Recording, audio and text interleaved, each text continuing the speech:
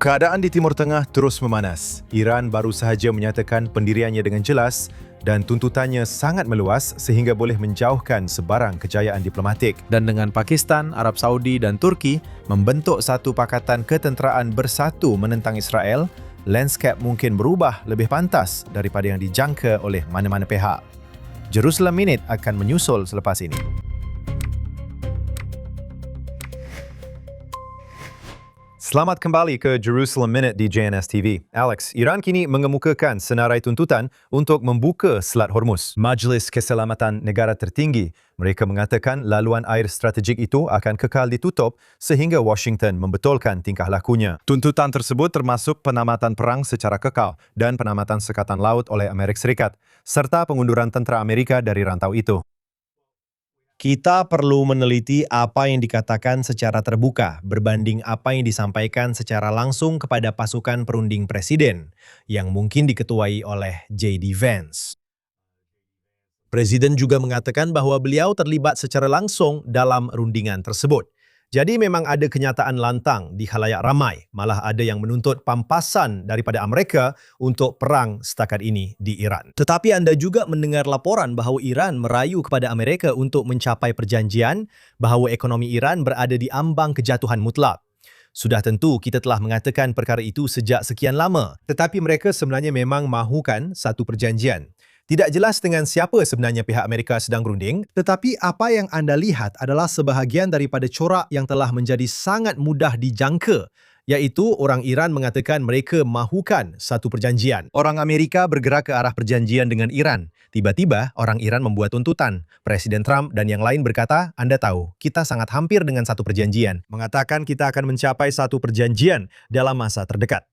Kemudian Anda lihat mereka berkata, baiklah, nampaknya kapal-kapal sedang melalui Selat Hormuz. Kemudian tiba-tiba berlaku serangan ke atas sebuah kapal. Anda tahu, jadi kita sekarang berada dalam corak yang tidak begitu baik. Tetapi Anda tahu, nampaknya corak ini adalah status quo yang baru. Sudah tentu. Dan di sini Anda ada Presiden Trump. Kita akan terus ke klip ini di mana beliau sekali lagi berkata, ini adalah peluang terakhir Iran.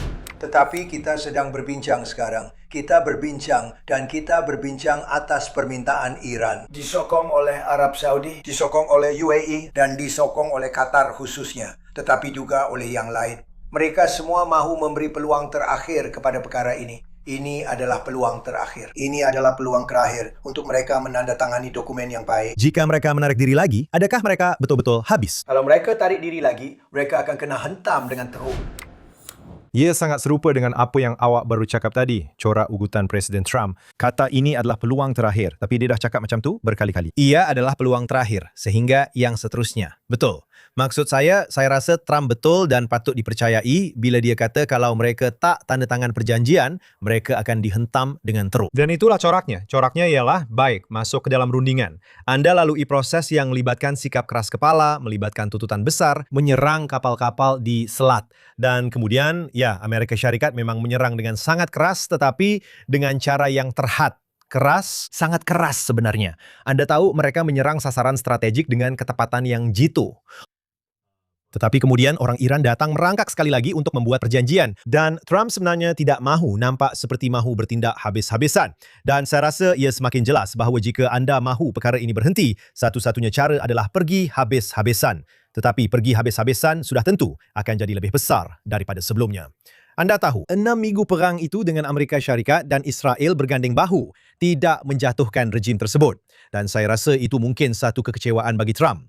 Saya rasa ia juga satu kekecewaan bagi Israel. Anda tahu, terdapat pelbagai laporan bahawa Perdana Menteri Netanyahu telah memberi bayangan tentang harapan mereka bahawa rejim itu akan tumbang selepas 6 minggu kempen berterusan. Sudah tentu ada unsur-unsur lain yang mungkin belum dilaksanakan, termasuk ketika kami mendengar bahawa puak Kurdi mungkin telah dipersenjatai dan akan masuk ke Iran untuk bertempur secara bersemuka dengan anggota IRGC, iaitu mereka yang sebenarnya mengawal rakyat. Dan apa yang anda akhirnya mahu lihat jika itu berlaku ialah rakyat bangkit ke jalanan. dan IRGC tidak melepaskan tembakan ke arah mereka. Itulah penentangan rakyat, revolusi yang akan menggulingkan kerajaan ini. Dan anda tidak boleh lakukan itu hanya dari udara sahaja. Jadi apa yang Donald Trump sedar ialah ini satu corak yang berulang. Soalan untuk beliau saya rasa ialah soal masa. Adakah beliau mahu lakukan sekarang? Adakah beliau mahu lakukan secara besar-besaran? Adakah beliau mungkin hanya mahu melengahkan perkara ini sehingga selepas pilihan raya pertengahan penggal seperti yang kita bincangkan minggu lepas? Israel, seperti yang telah kita katakan banyak kali, sudah bersedia sepenuhnya. Mereka sudah bersiap sedia. Pada masa yang sama, Saya boleh katakan bahawa saya rasa kebanyakan rakyat Israel yang telah melalui hampir 3 tahun peperangan mungkin agak selesa menikmati bulan Ogos sekarang yang biasanya dianggap sebagai bulan cuti. Anda dah lihat rakyat Israel terbang keluar negara atau bercuti dalam negara dan tidak perlu berlindung di tempat perlindungan bom. Saya rasa ini adalah satu kelegaan yang sangat diperlukan oleh kebanyakan rakyat Israel. Ya, sememangnya situasi minggu ini sangat berbeza berbanding minggu lepas apabila kita hampir kembali ke peperangan sepenuhnya. Pada masa yang sama, Iran dan Oman pula mencapai persetujuan mengenai Selat Hormuz, khususnya berkaitan laluan perkapalan. Iran dan Oman bersetuju mengenai koordinat geografi tertentu untuk laluan navigasi yang ditetapkan melalui Selat Hormuz. Sejauh mana pentingnya perjanjian ini antara kedua-dua negara ini? Saya rasa ini adalah sebahagian daripada corak yang kita lihat. Ini hanyalah salah satu fasa di sini. Selat ini bersempadan dengan Iran dan Oman. Dan mereka kini berbincang tentang satu laluan yang diselaraskan di mana kapal-kapal yang memasuki Selat Hormuz akan melalui perairan wilayah Iran. Kapal-kapal yang keluar dari Selat Hormuz pula akan melalui Oman. Sementara itu, tidak jelas sama ada Amerika Syarikat telah bersetuju dengan mana-mana syarat ini. Ia juga tidak 100% jelas sama ada ini akan menjadi seperti yang disebut oleh Presiden dan J.D. Vance sebagai pelayaran tanpa tol. Betul? Ingat, ini adalah laluan air antarabangsa. Ia adalah laluan air semula jadi. Ia bukan terusan yang dibina melalui tanah sesebuah negara seperti terusan Suez atau terusan Panama, di mana negara-negara tersebut, Mesir dan Panama, boleh mengenakan bayaran kepada kapal-kapal yang melaluinya kerana mereka telah melaburkan wang untuk membina terusan itu. Ini adalah laluan air antarabangsa semula jadi. Anda tidak mahu melihat sebarang tol. Anda tidak mahu melihat sebarang periuk api. Dan anda tidak mahu melihat sebarang bot laju atau drone yang datang menyerang kapal-kapal ini. Seperti yang Presiden Trump katakan, anda tahu, kapal-kapal itu ia boleh jadi kapal bernilai berbilion dolar jika diambil kira kapal itu sendiri dan kargo di atasnya, yang kebanyakannya adalah minyak. Anda tidak mahu melihat kapal terkena serangan dan kemudian syarikat insurans tidak mahu menginsurenskan kapal-kapal. Jadi, anda tahu ini adalah perbincangan, sekali lagi, hanya sebahagian daripada corak ini. Anda tahu, saya belum pasti apa maksud semua ini. Tetapi sudah tentu untuk Trump, anda tahu, membuka Selat Hormuz telah menjadi keutamaan nombor 1.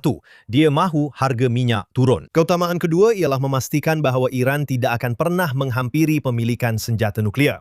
Dan anda boleh cuba capai itu melalui satu perjanjian, betul? Tetapi perjanjian itu hanya berlaku selepas tindakan ketenteraan besar-besaran di mana Amerika dan Israel telah menyerang. kemudahan nuklear. Jadi walaupun Iran tidak berjanji untuk tidak memiliki senjata nuklear, secara praktikalnya mereka memang tidak dapat menghasilkan senjata nuklear sekarang. Mari kita lihat Timur Tengah secara keseluruhan di sini. Dan ini saya rasa adalah berita besar. Arab Saudi, Turki, dan Pakistan menandatangani perjanjian pertahanan bersama. Satu perjanjian pertahanan bersama yang menyeluruh.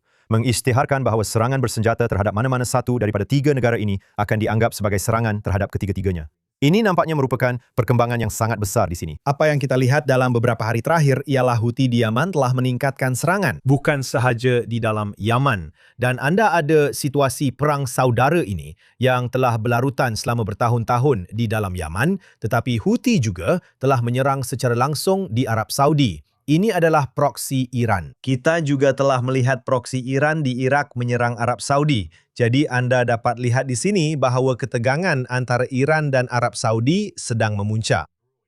Dan pihak Arab Saudi mengeluarkan satu anggaran. Terdapat laporan dalam media minggu ini bahawa Arab Saudi percaya bahawa serangan besar dari Iran mungkin akan berlaku. Jadi apa yang anda lihat di sini ialah Arab Saudi secara menariknya beralih kepada Turki yang merupakan negara NATO mempunyai ketenteraan yang sangat besar serta Pakistan yang anda tahu satu-satunya negara nuklear di rantau itu. Pada dasarnya bersetuju dengan satu pakatan. Itulah yang dikatakan oleh Menteri Luar Turki Hakan Fidan yang secara teknikalnya setara dengan artikel 5 NATO. Anda tahu, di mana sebarang serangan ke atas Arab Saudi akan dianggap sebagai serangan ke atas Pakistan dan Turki juga. Jadi ini memang menarik kerana anda dapat lihat di sini bahawa Pakistan telah berperanan sebagai orang tengah dalam rundingan antara Amerika Syarikat dan Iran mengenai program nuklear di Selat Hormuz. Anda tahu, Turki, saya tidak pasti sama ada mereka begitu menyebelahi Iran di satu pihak, tetapi itu adalah satu lagi negara majoriti Muslim yang besar. Jadi, apa yang anda lihat di sini ialah satu penjajaran, di mana jika Iran atau proksi-proksinya menyerang Arab Saudi secara besar-besaran, itu boleh menarik Turki dan Pakistan ke dalam konflik serantau yang besar, betul? Dan itu pun belum tentu melibatkan Israel. Jadi, kenapa Arab Saudi melakukan perkara ini pada ketika ini? Dan pada masa yang sama hanya untuk bercakap tentang Pakistan supaya anda tahu di mana pendirian mereka sekarang. Menteri Pertahanan Pakistan minggu ini berkata dunia Islam mesti bersatu untuk menghadapi ancaman bersama yang dibawa oleh Israel. Maksud saya, kita sangka Arab Saudi mungkin sedang bergerak ke arah normalisasi dan sekarang mereka menandatangani perjanjian ini dengan Turki dan Pakistan. Baiklah, saya rasa bagi Israel, mereka tidak perlu risau tentang perkara ini kerana Israel tidak mahu menyerang Arab Saudi sekurang-kurangnya dalam jangka masa pendek. Maksud saya, dalam jangka masa panjang, segalanya boleh berubah sepenuhnya. Anda tahu, saya tidak semestinya mempercayai siapa sekutu anda dari hari ke hari. Tetapi buat masa ini, pada masa ini, jelas bahawa Arab Saudi adalah musuh Iran. Arab Saudi berada dalam kelompok negara yang boleh menormalkan hubungan dengan Israel. Jadi, hanya kerana Arab Saudi menandatangani perjanjian dengan Turki atau Pakistan tidak semestinya menghalang mereka daripada menormalkan hubungan dengan Israel dan tidak semestinya menjadikan Turki atau Pakistan ancaman segera kepada Israel lebih daripada sebelumnya. Sekarang, Pakistan ialah sebuah negara, salah satu daripada beberapa negara yang sebenarnya mengiktiraf kedaulatan Israel pada tahun 1948 apabila ia mengisytiharkan dirinya sebagai sebuah negara. Malah sebelum ini ada perbincangan bahawa Israel dan Pakistan mungkin berada di landasan, mungkin lebih jauh berbanding Arab Saudi, tetapi boleh berada di landasan menuju perjanjian normalisasi pada masa hadapan. Tetapi jelas apabila anda berurusan dengan Timur Tengah, akan sentiasa ada golongan keras yang anti-Israel di setiap negara. Walaupun ketika Israel berbincang tentang menormalkan hubungan dengan Arab Saudi, Menteri Luar Arab Saudi seringkali membuat kenyataan anti-Israel. Jadi, anda tahu, anda perlu mengambil kenyataan-kenyataan ini dengan tahap keseriusan tertentu, tetapi pada masa yang sama dengan sedikit keraguan, boleh dikatakan. Tetapi apa yang menarik, apabila anda melihat kembali ucapan Perdana Menteri Netanyahu di Kongres pada Februari 2024, kira-kira 5 bulan selepas perang bermula, berita utama daripada ucapan itu ialah beliau menyeru kepada pembentukan Pakatan Gaya NATO antara negara-negara yang terlibat dalam perjanjian Abraham. Tetapi beliau juga maksudkan Arab Saudi untuk mengimbangi ancaman ini terhadap Iran. Jadi beliau melihat Israel sebagai kuasa besar serantau utama yang mengetuai Pakatan Gaya NATO menentang Iran. Arab Saudi memilih untuk mengetepikan Israel dalam hal ini dan sebaliknya beralih kepada Pakistan dan Turki. Tetapi mungkin kedua-dua negara itu sebenarnya semua negara itu adalah sekutu Amerika. Anda tahu Arab Saudi agak bersekutu dengan Amerika Syarikat sekurang-kurangnya dengan pentadbiran ini. Presiden Trump sentiasa mengatakan bahawa Turki adalah sekutu Amerika Syarikat dan bahawa Erdogan adalah kawan pribadinya. Presiden juga berkata perkara yang sangat baik tentang Marshal Medan yang mengetuai Pakistan. Mungkin Amerika Syarikat bukan sahaja sangat sedar tentang perkara ini, malah sebenarnya dalam beberapa cara berada di belakang dan menyokong usaha ini untuk mewujudkan satu bentuk pencegahan di mana Iran kini faham bahawa negara-negara yang disangkanya boleh menjadi sekutu dalam peperangan sebenarnya akan menjadi musuh dan lawan Iran dalam peperangan. Alex, awak ada sebut tentang Houthi sebelum ini. Mereka telah menyerang kerajaan Yaman dalam beberapa hari yang lalu. Ini bukan sekadar serangan peluru berpandu secara rawak di kawasan terbuka. 10 orang telah terbunuh, 8 anggota tentera kerajaan, 2 orang awam. Mereka kini sedang menyerang kerajaan di Yaman. Maksud saya, sudah lama saya tidak mendengar sejauh mana berkesan dan cekapnya kerajaan itu dalam menghadapi kehadiran Houthi yang disokong Iran di negara tersebut. Mari kita bincangkan tentang kepentingan serangan besar ini, boleh saya katakan begitu, di mana 10 orang telah terbunuh. Betul, Houthi memang mula menentang Arab Saudi. Mereka juga telah menyerang sebuah kapal di Teluk Oman, seperti berhampiran Selat Bab el-Mandeb.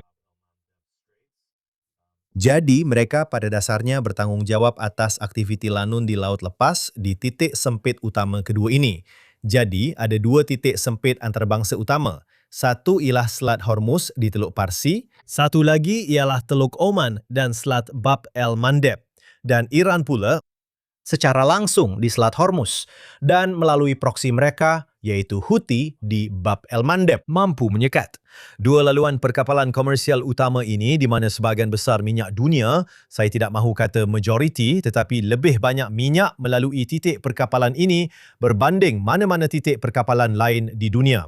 Ia pada dasarnya di satu pihak meningkatkan ancaman mereka terhadap Amerika Syarikat. Anda tahu dalam rundingan, tetapi kini mereka juga meningkatkan ketegangan dengan pihak Saudi. Dan saya rasa mereka sebenarnya sedang mencurahkan minyak ke dalam api. Anda tahu dalam situasi di Timur Tengah ini. Jika Anda lihat pada pakatan ini, Arab Saudi, Turki, Pakistan, Anda tahu jika Anda lihat kembali kenyataan Presiden Trump yang dibuatnya dalam beberapa minggu lepas, bahawa beliau mengekalkan Turki daripada terlibat dalam peperangan. Betul, apabila Anda mendengar kenyataan-kenyataan itu, apa yang saya rasa kita semua fikirkan ialah bahawa pihak Turki mungkin sedang mempertimbangkan untuk terlibat dalam peperangan menentang Israel. Betul, bersama dengan Hezbollah, Houthi dan Hamas.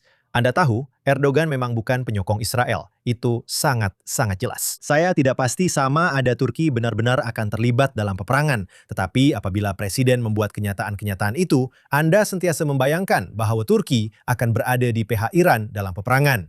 Dan di sini, dengan termeterainya pakatan ini, apa yang jelas ialah Turki sebenarnya akan diwajibkan untuk menyerang Iran dan sebenarnya akan berada di pihak Amerika Syarikat dan berkemungkinan secara tidak langsung Israel. Jika peperangan ini benar-benar merebak menjadi konflik serantau yang besar. Alex, beberapa minggu lalu kita berbincang tentang kemungkinan bahwa Amerika Syarikat kekurangan pemintas. Dan itu adalah salah satu sebab mengapa mereka tidak menggunakan kekuatan penuh, bersama dengan semua sebab lain yang telah kita bincangkan, seperti ekonomi dan pilihan raya pertengahan penggal yang akan datang. Dan CNN telah menyiarkan satu laporan minggu ini yang mengatakan bahwa AS telah kehilangan hampir 80% daripada stok pemintasnya. Kemudian, Setiausaha Perang AS Pete Hegseth menafikan perkara itu, mengatakan bahawa itu adalah berita palsu dan memang tidak ada kekurangan langsung dalam jumlah pemintas yang dimiliki oleh AS. Agak sukar untuk tahu siapa yang harus dipercayai dalam laporan-laporan ini. Jelas sekali, saya akan katakan bila-bila masa Anda mendapat laporan CNN atau Axios dengan sumber kanan tanpa nama, itu tidak semestinya bermaksud ia betul. Atau mungkin ia bermaksud satu jenis peluru berpandu tertentu, mungkin bekalannya lebih terhad berbanding yang lain. Atau jumlah simpanan peluru berpandu yang mereka sudah bawa ke Timur Tengah ke posisi strategik, Anda tahu, telah berkurangan. Ia tidak bermaksud Amerika Syarikat tidak boleh membekalkan semula dengan cepat. Ia tidak bermaksud mereka tidak mempunyai simpanan yang lebih besar. Maksud saya, kita juga telah dengar perkara ini banyak kali berkaitan dengan senjata Israel. Dan saya rasa berkaitan dengan senjata Israel, mungkin ada lebih banyak kebenaran di situ. Kerana anda tahu, Israel adalah sebuah negara yang lebih kecil.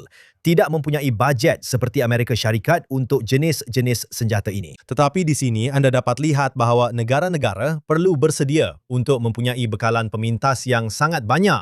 Kerana sejujurnya adalah jauh lebih murah untuk menghasilkan peluru berpandu balistik. Sebelum perang ini, kita melihat bahawa Israel mengatakan Iran mungkin menghasilkan ratusan peluru berpandu balistik setiap bulan. Jadi persoalannya, bolehkah anda menyaingi kadar pembangunan pemintas itu? Dan selalunya, anda perlu mempunyai beberapa pemintas untuk setiap satu peluru berpandu. Kerana kadang-kadang pemintas boleh terlepas. Anda tahu, jika anda mahu peluang yang lebih tinggi untuk memintas peluru berpandu balistik, anda mungkin perlu menembak 2 atau 3 pemintas hanya untuk memastikan anda benar-benar berjaya memintasnya sekiranya 1 atau 2 daripadanya terlepas. Jadi anda telah melihat naratif ini disebarkan di sini bahawa terdapat kekurangan. Tetapi Hegseth dan Trump, saya rasa kedua-duanya sangat cepat untuk terjun ke dalam kancah dan mengatakan bahawa Amerika Syarikat mempunyai senjata yang diperlukan.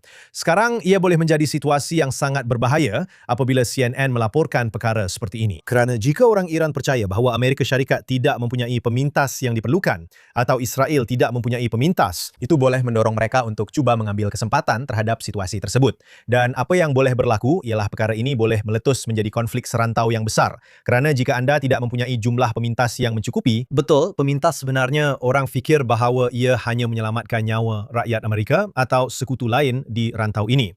Pemintas juga menyelamatkan nyawa di Iran. Baiklah, kenapa begitu? Kerana jika anda tidak mempunyai cukup pemintas dan sekarang orang Iran sedang menembak peluru berpandu balistik, baik, anda memang patut percaya bahawa keupayaan ofensif akan ditingkatkan melebihi 100%.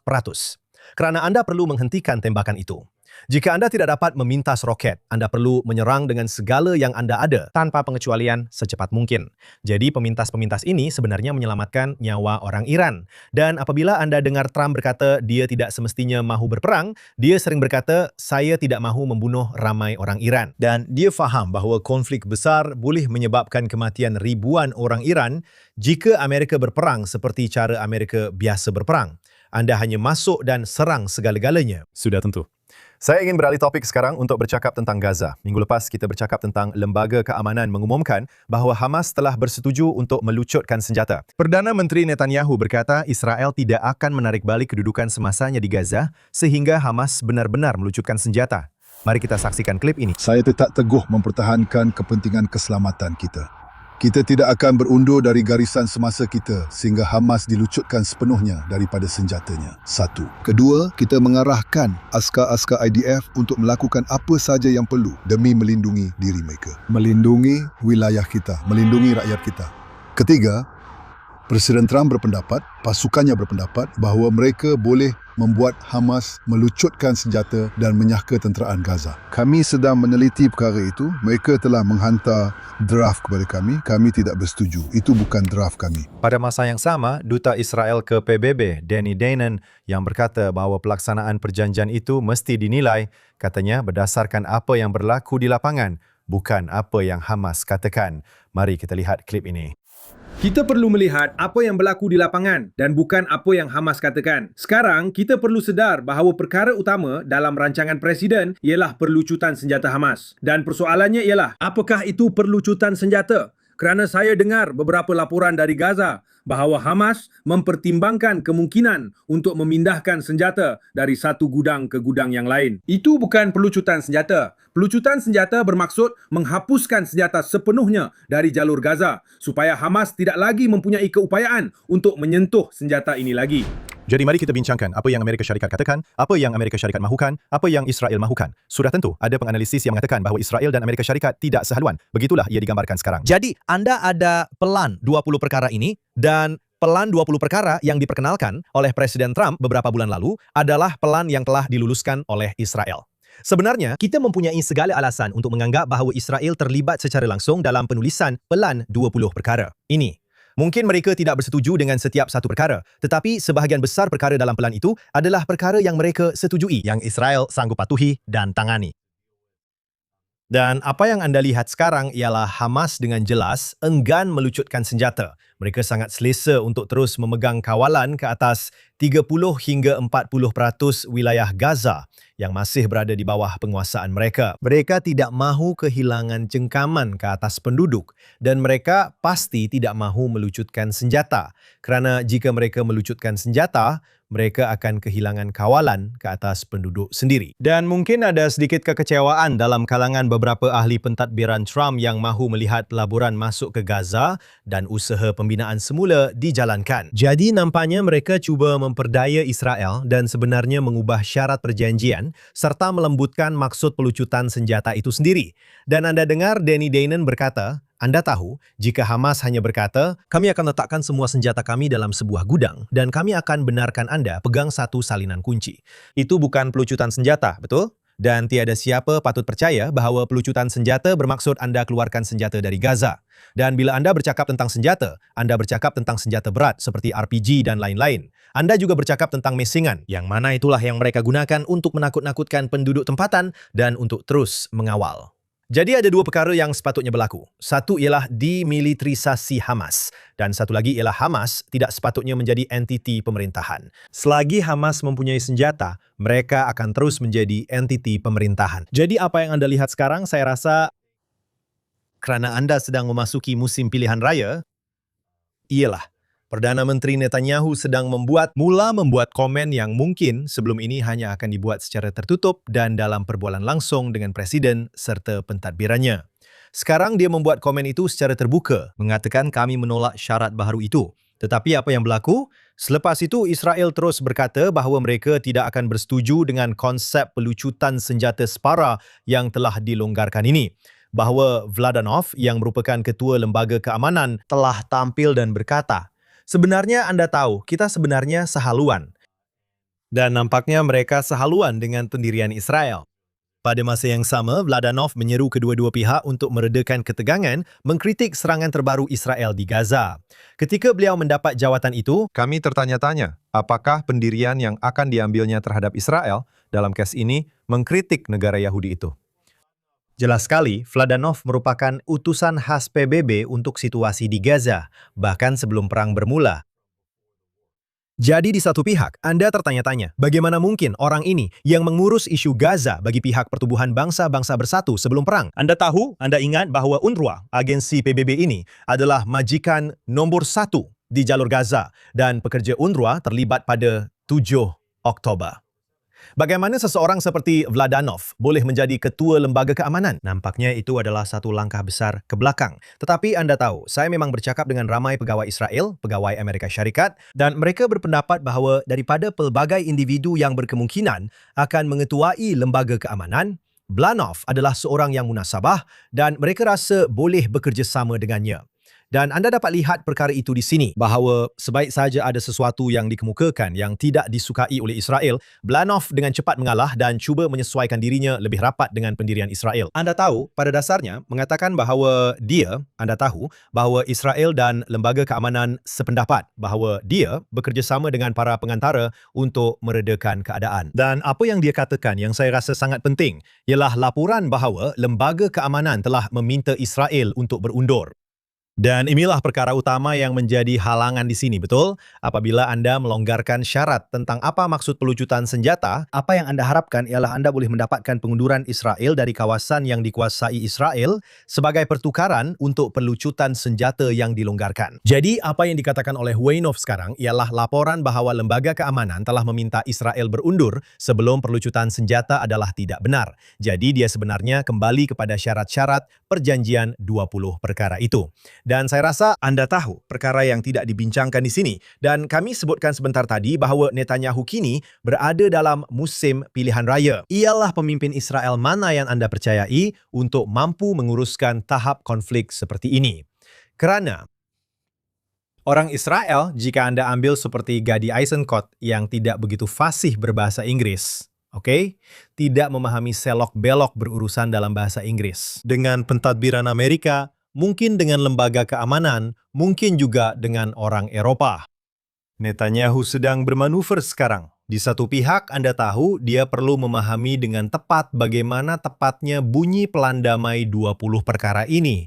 Anda tahu, mereka terlibat dalam kelulusan dan penggubalan perkara itu, Anda tahu, untuk memastikan bahawa pihak Amerika mematuhinya, tetapi melakukannya dengan cara yang tidak menjadikan Israel sebagai musuh, betul? Jadi, bagaimana Anda memastikan, Anda tahu Vance, Witkoff, Kushner yang bukan sekutu mereka, tetapi kadang-kadang mereka ialah sekutu yang berselisih. Anda tahu, bagaimana Anda mengekalkan hubungan rapat dengan mereka?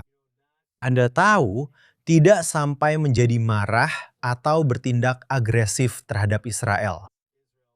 Anda tahu, ini adalah sesuatu yang Netanyahu saya rasa lakukan lebih baik daripada sesiapa pun. Dan saya tidak pasti sama ada ini sesuatu yang benar-benar difikirkan oleh rakyat Israel ketika mereka menuju ke pilihan raya. Anda menyebut J.D. Vance. Mungkin dia sedang cuba melembutkan pendiriannya terhadap Israel selepas bulan lalu dalam rancangan Joe Rogan Experience mengatakan bahawa Israel sedang menjalankan kempen yang dibiayai dengan baik untuk menggagalkan rundingan dan kembali berperang dengan Iran tanpa henti. Itu yang dia katakan bulan lalu. Sekarang kita ada video terbaru ini, saya percaya, di Fox News bercakap tentang hubungannya dengan Perdana Menteri Netanyahu. Mari kita saksikan klip tersebut. Dia tidak mencabar saya. Kami berbual dengan baik dan secara terus terang. Maksud saya, seperti yang saya telah katakan berulang kali, Laura, Israel telah menjadi rakan kongsi yang hebat. Mereka adalah sekutu Amerika Syarikat. Tetapi seperti Perancis atau Britain atau mana-mana sekutu lain Amerika Syarikat, kadang-kadang kita ada perbezaan pendapat. Dan saya rasa media Amerika sangat tertarik dengan dinamik ini. Tetapi realitinya mudah. Tugas saya adalah untuk memperjuangkan kepentingan tiada negara lain di dunia kecuali Amerika Syarikat. Kami telah, secara jujur, saya akan gambarkan ia sebagai perbualan yang menyenangkan, tetapi terus terang, saya tidak rasa saya telah dicabar. Jadi itulah naib Presiden Vance merujuk kepada pertemuan antara Netanyahu, Perdana Menteri dan dirinya sendiri 2 minggu lalu di Washington. Adakah Anda fikir J.D. Vance telah mengubah pendiriannya terhadap Israel? Adakah dia seolah-olah menarik balik selepas komen-komen itu di Joe Rogan? Permainan apa yang sedang dia mainkan? Ya, saya rasa Vance sedang menarik balik kenyataannya. dia ada membuat beberapa komen yang agak melampau tentang Israel. Anda tahu, seolah-olah membandingkan Israel dengan negara-negara seperti Qatar dan Cina dan lain-lain dari segi mempengaruhi politik Amerika. Dan dia berkata, seperti yang Anda sebutkan, bahwa terdapat satu kempen yang dibiayai dengan baik untuk cuba menggagalkan rundingan antara Amerika Syarikat dan Iran. Dan Netanyahu datang saya rasa dengan tegas tetapi sopan. Ingat, Netanyahu adalah salah seorang diplomat paling berpengalaman di pentas dunia. Anda tahu, Anda dengar apa yang Vance katakan. Anda dengar apa yang Trump katakan. Netanyahu tidak pernah bercakap seperti itu. Netanyahu tidak pernah, sama sekali tidak pernah masuk ke pejabat Presiden Amerika Syarikat atau Rumah Putih dan tidak menghormati mereka secara terbuka. Dia sangat sopan, dia sangat menghormati, dia sangat merendah diri. Dia faham bahwa di satu pihak Amerika Syarikat adalah kuasa besar utama. Tetapi di pihak yang lain, dia juga faham pengaruh dan kuasa Israel dalam situasi tersebut. Dan dia mengimbangi perkara itu dengan sangat berhati-hati. Jadi dia masuk dengan sangat sopan, tetapi dia dengan jelas memberitahu Vance bahawa kenyataan yang dibuat oleh Vance adalah sangat berbahaya. Bukan sahaja berkaitan dengan kemungkinan konflik di Timur Tengah, tetapi mungkin lebih penting bagi Netanyahu melemahkan sokongan Christian Evangelis di Amerika Syarikat yang secara semula jadi mahu menyokong Israel. Dan idea bagi mereka bahawa Israel patut disebut dalam ayat yang sama dengan Qatar dan China, saya rasa sangat merosakkan. Dan apa yang anda lihat di sini? Apabila Vance berkata, pertama sekali, bahawa perbualan kami adalah sopan, penuh hormat. Saya tidak rasa saya dicabar. Saya rasa anda boleh percaya bahawa Netanyahu tidak akan sekali-kali berdepan dengannya dengan cara yang sangat bermusuhan. Dia hanya akan menyatakan secara terus terang. Dan apa yang siapa yang Vance bandingkan Israel dengan? Dalam komen ini, dalam rancangan Laura Ingraham. Dia membandingkan Israel dengan Perancis dan Great Britain sebagai sekutu. Kadang-kadang boleh tidak bersetuju dengan Amerika Syarikat, tetapi anda masih bercakap tentang Barat, sekutu kuasa besar utama yang kebanyakan rakyat Amerika rasa patut sehaluan dengan Amerika Syarikat. Betul? Bila anda sebut, seperti jika anda buat tinjauan kepada rakyat Amerika dan tanya, anda tahu, siapa sekutu terbesar Amerika? Mereka mungkin akan kata, anda tahu England, Perancis. Jadi di sini anda ada Vance menyebut England, Perancis, Israel dalam perbualan yang sama dan bukannya Qatar, China, Israel. Jadi memang Vance menarik balik kenyataannya, saya rasa ia berguna, tapi kita kena perhatikan sebab. Anda tahu, dia macam berubah-ubah sedikit dalam komen-komen ini bergantung kepada audiens.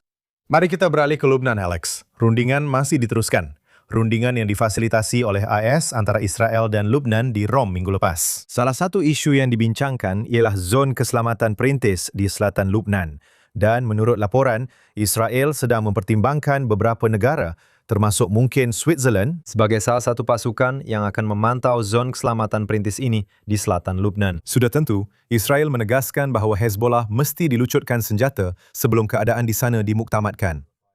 Mari kita bincangkan situasi berkaitan rundingan ini. Baik, rundingan ini masih diteruskan. Ingat, kita telah mengadakan rundingan beberapa minggu lalu di Rom. Kita sudah tahu bahawa rundingan ini akan diteruskan. Pusingan asal rundingan sedang berlangsung, seperti yang dilaporkan kepada saya, secara langsung daripada perunding kanan Yechiel Leider yang berada di Rom. Pada masa yang sama saya berada di Rom, beliau memberitahu saya perkara itu. Rundingan tersebut berlangsung dalam suasana yang sangat mesra, di mana kedua-dua negara mempunyai kepentingan bersama untuk melihat Hizbullah terus dilucutkan senjata, dilemahkan di dalam negara itu. Dan jadi rundingan itu berterusan. Ia berterusan dengan perlahan. Ia produktif. Pada masa yang sama, kami telah mendengar bahawa seorang perantara telah meminta rundingan itu ditamatkan kira-kira 3 jam lebih awal daripada yang sepatutnya kerana terdapat pergerakan berterusan oleh Hizbullah di rantau itu. Dan minggu ini terdapat satu serangan besar di mana orang Israel memasuki sebuah rumah di dalam Lebanon dan rumah itu telah dipasang perangkap bom dan beberapa orang Israel terbunuh dan cedera ketika memasuki bangunan yang dipasang perangkap bom itu. Sekarang terdapat banyak persoalan juga, seperti mengapa askar-askar masuk ke dalam bangunan. Ya, biasanya Anda hantar anjing, Anda hantar drone, Anda hantar robot. Kadang-kadang Anda hantar pengganas ke dalam bangunan. Dan di sini terdapat satu kesilapan besar, mungkin satu kesilapan yang berlaku di lapangan oleh seorang komander lapangan yang menghantar tentera masuk ke dalam bangunan. Sekarang, selalunya Anda tidak mahu meletupkan bangunan itu dari udara. Kenapa? Kerana jika ada pintu masuk terowong, anda mahu sampai ke situ dan anda mahu tahu senjata apa yang ada di dalam bangunan itu. Tetapi anda tidak mahu menghantar tentera masuk dan menyebabkan tentera terbunuh. Jadi berlaku satu insiden besar di mana tentera terbunuh. Dan persoalannya, adakah bangunan itu telah dipasang perangkap sebelum gencatan senjata yang merupakan satu kemungkinan? Atau adakah bangunan itu dipasang perangkap selepas gencatan senjata yang mana akan menjadi satu pelanggaran besar terhadap gencatan senjata? Tetapi perbincangan masih berjalan. Kedua-dua Israel dan Lebanon mempunyai kepentingan unik untuk memastikan rundingan ini diteruskan. Sekarang, apabila anda bercakap tentang Switzerland, dipertimbangkan sebagai pasukan antarabangsa untuk mengesahkan perlucutan senjata Hezbollah. Betul? Jadi apa yang kita bincangkan sekarang ialah Israel sudah pun berundur dari 2 titik strategik di utara garisan kuning di Lebanon yang pada dasarnya terletak di sepanjang Sungai Litani. Jadi Israel mahu menguasai semua tanah sehingga ke Sungai Litani. Untuk memberi sedikit ruang dalam rundingan, Israel sebenarnya telah melepasi Sungai Litani. Dan pada permulaan rundingan, Israel bersetuju untuk berundur dari 2 titik strategik di utara Sungai Litani. Dan tentera Lebanon sepatutnya masuk dan mengambil alih kawasan-kawasan tersebut untuk memastikan Hezbollah tidak dapat membina semula kekuatan mereka. Sekarang anda memerlukan satu mekanisme untuk mengesahkan bahawa Hezbollah tidak berada di kawasan itu. Sekarang saya percaya dan mungkin anda juga bahawa satu-satunya agensi yang boleh mengesahkan bahawa Hezbollah tidak beroperasi di kawasan itu dengan cara yang boleh memuaskan Israel ialah Israel sendiri. Hanya IDF sahaja. Dan terdapat laporan bahawa sementara Israel dan pihak lain sedang mempertimbangkan Switzerland untuk peranan ini, persoalannya ialah siapa yang akan menempatkan Switzerland dan tentera mereka itu. Terdapat beberapa laporan bahawa PBB akan menjadi badan pemantau, bahawa UNIFIL akan menjadi badan pemantau. Maksud saya itu adalah satu bencana strategik. Ya, sudah pasti. Adakah anda melihat UNIFIL benar-benar tidak berkesan? Itu sebenarnya memberikan perlindungan kepada Hizbullah di selatan Lebanon dan menghalang Israel daripada menyerang di kawasan di mana Hizbullah melanggar syarat perjanjian di bawah UN 1706. Di mana Hizbullah sepatutnya sudah keluar dari selatan Lebanon. Kita dapat lihat betapa buruknya hasilnya dan Hizbullah telah membentuk satu pasukan besar termasuk senjata dan terowong sehingga kesempadan Israel di bawah pengawasan UNIFIL. Jadi perkara terakhir yang anda mahu lihat ialah UNIFIL terlibat, PBB terlibat, Switzerland terlibat. Tetapi jika anda hanya bercakap tentang mengesahkan, penarikan Hizbullah dari 2 titik strategik di utara Litani itu, mungkin Israel boleh menguruskannya. Jadi ini adalah Titik-titik yang sedang Israel sedang rundingkan. sekarang ini di Rom. Alex, akhirnya minggu ini kita ada keputusan pemilihan pendahuluan yang masuk dari Amerika Syarikat. Khususnya, Dr. Abdul El Sayed telah dicalonkan sebagai calon Demokrat untuk Senat di negeri Michigan. Beliau dikenali kerana kenyataan anti-Israel dan anti-Yahudi, termasuk memanggil Israel sebagai negara apartheid haram serta menyebut Israel sebagai negara penyangga. Beliau juga cuba sedikit untuk menarik balik kenyataannya dengan mengatakan bahawa agama Yahudi dan orang Yahudi adalah berbeza daripada situasi di Israel. Mari kita saksikan video ini. Aipat dan Israel tidak sama dengan agama Yahudi dan orang Yahudi. Saya sayang agama Yahudi dan saya sayang orang Yahudi. Dan perkara paling berbahaya yang mereka cuba sampaikan ialah mereka boleh meluaskan definisi antisemitisme untuk merangkumi sebuah kerajaan asing dan pemimpinnya. Saya kata itu mengarut. Tidak. Tidak. Jika anda percaya bahawa antisemitisme meliputi sebuah kerajaan asing dan AIPAC, anda sedang mencipta satu keadaan yang berbahaya. Anda tidak boleh mendakwa bahawa hak asasi manusia berakhir di sempadan. Anda tidak boleh mendakwa bahawa anda mahu melabur untuk anak-anak kita apabila anda menghantar wang kita ke luar negara untuk membunuh anak-anak orang lain. Anda tidak boleh mendakwa begitu. Haleluya, dia cintakan agama Yahudi. Dia cintakan orang Yahudi. Dia cuma tak boleh terima Israel. Sejauh mana kemenangan pemilihan pendahuluan ini penting? Sebenarnya dia belum menang apa-apa lagi, tetapi sejauh mana pentingnya? Maksud saya, adakah ini gambaran lebih besar ke mana arah tuju Amerika Syarikat? Mencalonkan orang seperti ini. Kita ada Mamdani di New York sebagai datuk bandar mereka dan berkemungkinan orang ini sebagai senator. Dia memang nampak seperti pencinta agama Yahudi dan orang Yahudi. Jelas sekali melalui kenyataannya. Dan inilah fitnah berbahaya di sini apabila anda kata, saya bukan antisemit, saya sayang orang Yahudi. Saya cuma tak suka dasar-dasar negara Israel. Anda tahu, saya tak mahu Amerika Syarikat menyokong satu-satunya negara Yahudi di seluruh dunia.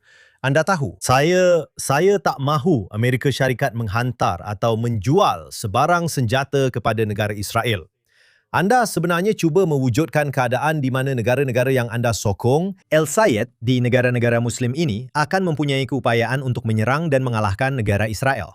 Jadi anda tahu, anda sebenarnya berkata, saya bukan antisemit. Tapi anda tahu apa? Jika anda menggunakan piawaian berganda terhadap Israel yang anda tidak gunakan kepada mana-mana negara lain di dunia, maka sebenarnya anda adalah seorang antisemit.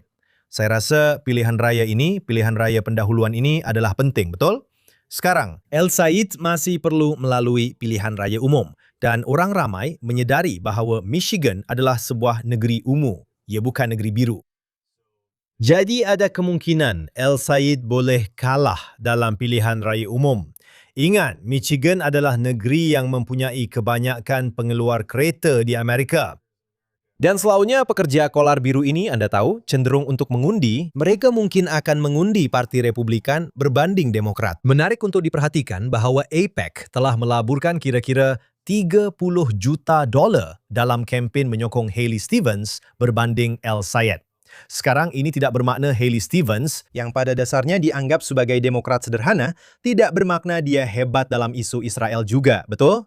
Dia tidak mempunyai rekod yang baik mengenai Israel. Tetapi jika dibandingkan dengan El Sayed, Anda tahu, dia kelihatan seperti malaikat dalam soal Israel. Jadi Anda boleh lihat bagaimana AIPAC berada dalam keadaan serba salah, betul? Melaburkan $30 juta. Dan fikirkan sahaja berapa banyak setiap kempen ini bernilai. Tahu, jika anda perlu melaburkan $30 juta untuk setiap kempen untuk memenangi kerusi Senat, dan itu hanya dalam pemilihan pendahuluan, betul? Jadi itu boleh jadi $60 juta di kedua-dua belah pihak dalam satu pilihan raya hanya dalam pemilihan utama. Dan kemudian anda juga ada pilihan raya umum. Jadi, maksud saya jumlah wang yang sangat besar sedang digunakan dalam perlombaan Senat sekarang ini memang luar biasa. Dan persoalannya ialah, anda tahu, berapa lama AIPAC boleh teruskan begitu? Berapa lama para penderma sanggup untuk teruskan begitu jika anda lihat dalam pilihan raya seperti ini, di mana mereka melaburkan wang mereka untuk menyokong calon itu? Saya akan kata bukan calon yang hebat dalam Stevens, tetapi sudah tentu calon yang jauh lebih baik daripada El Sayed. Dan kemudian anda kalah dalam perlombaan itu. Anda tahu, jadi AIPAC berada dalam situasi di mana ia perlu membuktikan bahawa ia memenangi kebanyakan pilihan rayanya. Dan ia juga sangat berhati-hati memilih pilihan raya mana yang akan mereka laburkan wang. Mereka hanya akan melaburkan wang dalam pilihan raya utama, di mana mereka benar-benar fikir mereka boleh menang. Jika mereka tidak fikir mereka boleh menang, mereka tidak akan melaburkan wang. Kerana anda hanya membuang wang begitu sahaja, betul? Jadi anda tahu, ada banyak persoalan di sini. Sekarang, anda semua akan kata, baiklah, di negeri seperti Missouri, anda ada seorang senator yang sangat progresif dan anti-Israel, yaitu Cori Bush, yang telah tewas dalam pemilihan utama.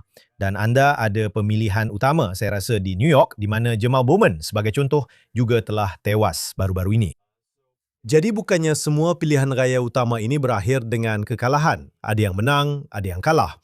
Tetapi apa yang anda ada sekarang ialah di setiap negeri, anda mempunyai calon dalam pemilihan utama, terutamanya dalam Parti Demokratik. Tetapi kadang-kadang juga dalam Parti Republikan di mana mereka sangat anti-Israel. Dan jadi apabila anda mempunyai situasi ini di Kongres beberapa tahun lalu, beberapa tahun yang lepas, di mana anda hanya ada kumpulan The Squad itu, anda ada Alexandria Ocasio-Cortez, Rashida Tlaib, Ilhan Omar. Jadi orang ramai berkata, anda tahu, ia hanya 3 orang sahaja. Dan saya berkata, pada pilihan raya seterusnya, jumlahnya akan jadi 10 orang. Sekarang kita berada di tahun 2026. Dan ia bukan 3, dan ia bukan 10. Setiap negeri sedang cuba meletakkan calon seperti ini. Dan saya rasa anda dapat lihat bahawa masa depan Parti Demokratik semakin lama semakin progresif. Ia juga semakin lama semakin anti-Israel. Dan persoalan besar sekarang ialah siapakah yang akan disokong oleh Demokrat sederhana dalam pilihan raya ini? Orang seperti Chuck Schumer yang dahulunya merupakan ketua majoriti Senat. Adakah dia akan memberikan sokongan dan dukungannya? Dan yang lain-lain, adakah mereka akan menyokong El Sayed? Dan jawapannya ialah mereka akan memberikan sokongan mereka. Dia menyokong Schumer, menyokongnya dalam pemilihan pendahuluan. Betul. Jadi, ya. Betul. Dan mereka akan menyokong. Dan jelas mereka akan menyokongnya dalam pilihan raya umum. Jadi arus perdana sederhana Parti Demokrat sangat takut dengan cabang progresif Parti Demokrat ini. Dan mereka tidak melakukan apa-apa untuk menentang mereka. Dan pada akhirnya, mereka sebenarnya hanya akan memberikan sokongan penuh kepada orang seperti ini. Jadi saya rasa di satu pihak situasinya tidaklah hilang sepenuhnya. Dan Anda boleh lihat bahwa beberapa perebutan dalam pemilihan pendahuluan ini memang penting. Dan El Sayed menang dengan margin tipis di Michigan. Ia adalah pemilihan pendahuluan yang sengit dan Stevens mungkin bukan calon terbaik. Tetapi tren umum Walaupun ada beberapa kemenangan seperti Cory Bush dan Jamal Bowman, ini menunjukkan semakin ramai calon progresif dan anti-Israel dalam Parti Demokrat. Dan seperti yang kita katakan juga, Anda juga melihat tren isolasionis ini di pihak Republikan. Jadi Israel mendapati dirinya semakin terhimpit dan terhimpit. Dan itu juga membawa kita kembali kepada kenyataan yang dibuat oleh JD Vance dan mengapa Perdana Menteri Netanyahu merasakan sangat penting untuk masuk ke pejabat bersama JD Vance dan secara sopan memintanya membetulkan kenyataan tersebut. Karena jika Anda tidak membetulkan kenyataan itu, Apa yang akan berlaku ialah anda juga akan mula kehilangan sokongan daripada pihak Republikan. Dan saya rasa bagi Republikan yang melihat perkara ini, kenapa Anda mahu bersekutu dengan Demokrat progresif dalam isu Israel? Anda tahu, Anda tidak bersekutu dengan Demokrat progresif dalam mana-mana isu lain, betul? Jika Anda seorang Republikan, terutamanya jika Anda lebih ke kanan, Anda tidak bersekutu dengan Demokrat progresif dalam mana-mana isu, satu pun tidak. Jadi jika Demokrat progresif sangat-sangat anti-Israel, itu sepatutnya menjadi petunjuk kepada Anda bahawa Anda tidak sepatutnya bersekutu dengan mereka dalam isu itu. Pilihan raya pertengahan penggal pada bulan November, seminggu lebih awal, pilihan raya Knesset di Israel. Masa yang menarik akan datang. Beliau ialah Alex Traiman, Ketua Pegawai Eksekutif JNS. Saya Josh Shas, wartawan untuk JNS. Terima kasih kerana bersama kami sekali lagi di Jerusalem Minute di JNS TV. Pastikan anda melanggan, berikan kami super thanks dan lawati semua kandungan hebat yang disediakan oleh JNS TV. Salam hormat besar kepada mereka yang bekerja di belakang tabir di sini. Juga layari jns.org untuk semua berita terkini dari Israel, Timur Tengah dan seluruh dunia Yahudi. Kita jumpa lagi minggu depan di Jerusalem Minute di JNS TV.